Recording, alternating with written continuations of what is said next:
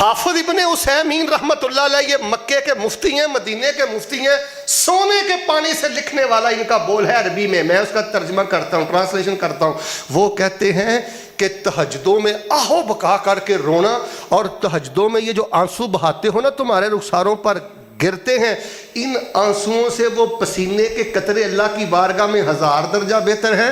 جو زور کی وقت چل کر جاتے ہو تو وہ پسینے کے قطرے تمہارے ماتھے پہ آتے ہیں۔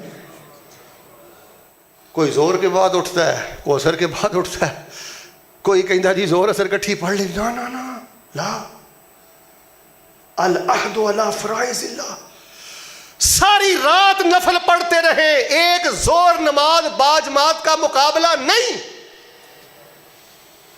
لست مفتیا ولکن اقول صراحۃ، میں مفتی عالم نہیں ہوں لیکن میں پوری دیانتداری سے دلائل کی دنیا میں کھڑا ہو کے آپ کو یہ مسئلہ بتاتا ہوں، ساری رات نفل پڑھتے رہو، باجماعت فجر نماز کا مقابلہ نہیں۔ ساری رات نفل پڑھتے رہو، مغرب باجماعت کے اجر کو آپ نہیں پہنچ سکتے۔ میں نے دیکھا ہے بڑے سلجھے لوگ یار، دیندار لوگ نہیں زور پڑھتے جماعت کے ساتھ، وہ 3 بجے اٹھاں گے، بلکہ کہہ کے سوندے نے گھر دینوں میں اٹھائی نہ زور ویلے۔ اللہ تعالیٰ کے فرائض ہیں نا، فرائض، ان پہ آپ نے بہت شدید پابندی کرنی ہے۔